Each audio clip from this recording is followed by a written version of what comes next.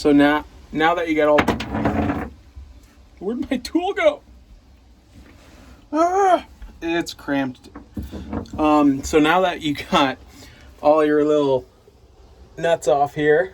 Hey everyone, so I'm gonna just do a short little video on, it's pretty basic stuff, but in case there's a newcomer that gets a boat and has no idea what they're doing, on how to move a piece of old deck hardware from the deck of your boat. And I'm sure there's a number of ways to do this, but I'm just gonna show you all the way I've been doing it, and it's been working out great. All right, so most deck hardware is secured to the deck via a fastener. And that's one of these little buddies right here.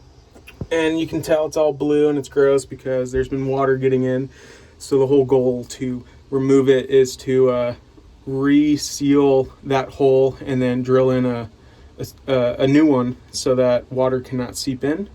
And there is a method to how you would rebed your deck hardware, but we're just going to go over on how to remove it. And yeah, you see that right there. So you're going to want to get a wrench or anything really to get this nut off. And if you're lucky, it'll come off nice and easily.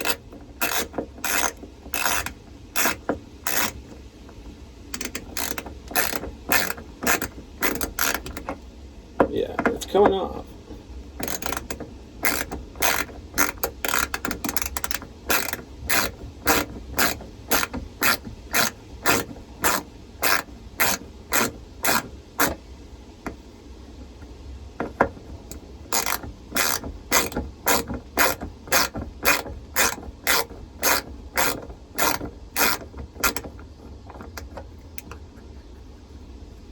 One. And so it gets a little difficult sometimes if you're trying to get it off, but it's so secure in there that you're gonna have to get a flathead and secure the screw up there while you're using the wrench. It's annoying.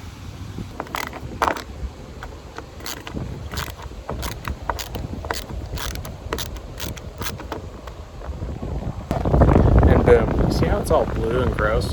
Well, that means some water got in, and you don't want that. And so there'll be another video on how to reseal and rebed all your deck hardware so that water does not get inside your hull, because that sucks, because it will ruin your boat basically. And that's what I'm inspecting. So all right, I'm going to continue moving.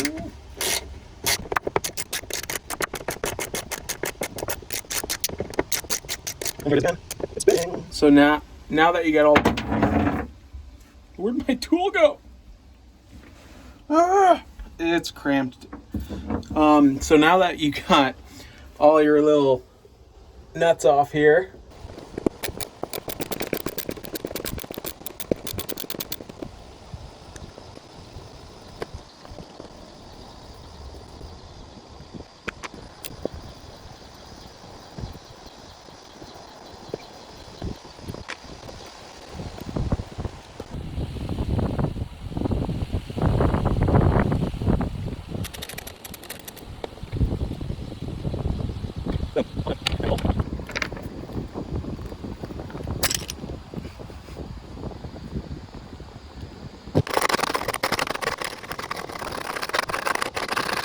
next you're going to want to get your little drill here and make that hole that the fastener went through a little wider on top of the deck so that you can clear out any rotten wood that's in between both layers of the fiberglass.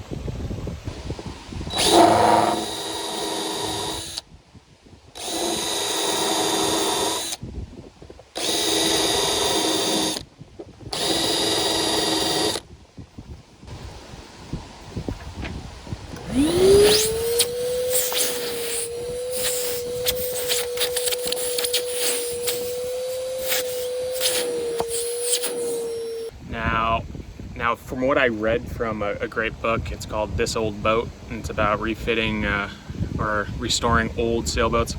You know, to grind out that rot, you can bend a nail and put it in your drill, and it kind of funnels it out of there for you. And then we'll put some epoxy in there. that you can get some pliers, and then you're gonna bend it with, you're gonna get some pliers, and then you're gonna bend the nail.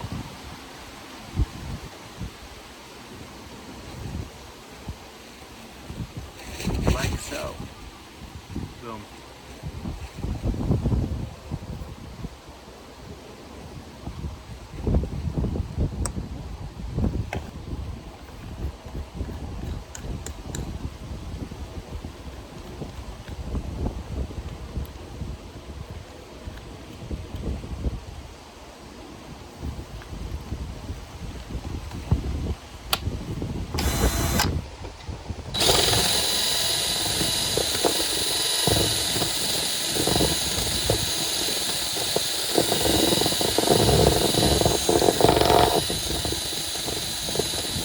Alright, so I'm back into my cubby. Next you're going to want to get some duct tape or Gorilla Tape, and you're going to want to tape the bottom of the holes of where those fasteners were, because if you're going to put some epoxy from the top of it, you don't want it pouring down below.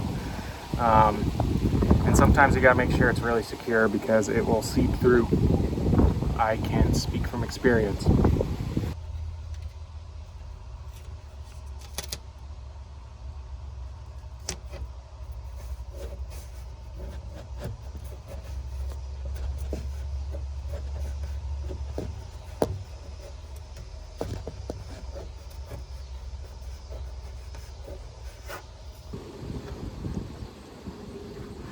Yeah.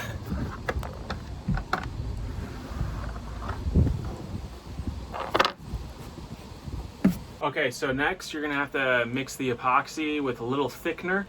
Thickener is a little third thing you mix in there so that it's not so liquidy and it kind of fills the area a little bit better. I like to do it because it has a less chance of seeping through the duct tape. So I use West Systems 105 epoxy resin. It's really good. And what's really cool is that, you know, usually 1 pump, 2 pumps should be enough just to fill that area. So, but I'm on the last leg.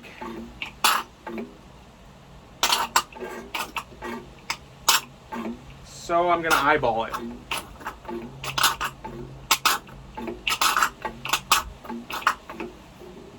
Let's just say I got 2 or maybe 1.5. And then you would do the same amount of a pump in here, and make sure when you guys get these West System epoxies that you get their pumps because they're already calibrated, which is really nice. So 1.5. And then next you're going to want to mix it before you add the thickener. And I don't have a spoon or anything up here, so I'm just using this metal stake thing I have. And you're going to want to mix it for, they say like a minute. I mix it for like 30 seconds. But you'll notice that the heat does get, there's some chemical reaction going on. And the hardener I just put in secondly right there, it's a fast hardener so that you don't have to wait all day for it to cure. It's mixing, mixing, mixing. You can kind of see it right there. Make sure it mixes. And then I got 403 microfiber adhesive filler. It's a very fine fiber. You'd probably want to use a mask while you're doing this, but you mix it in there and it'll thicken it just to a good consistency, kind of like mayonnaise. Ugh, mayonnaise. So you mix it in there. I usually put in a few scoops. And now, like, time is the essence, so you got to get this done soon. So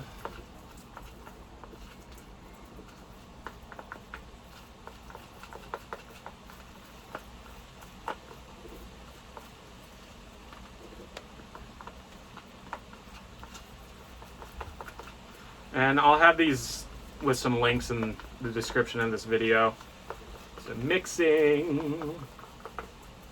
Okay, I'm pretty happy with the consistency.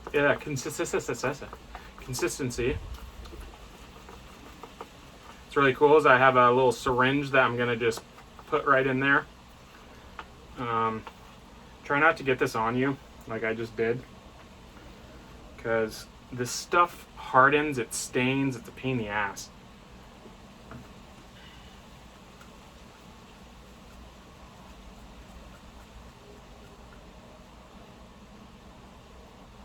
Okay. All right, let's get back up there. All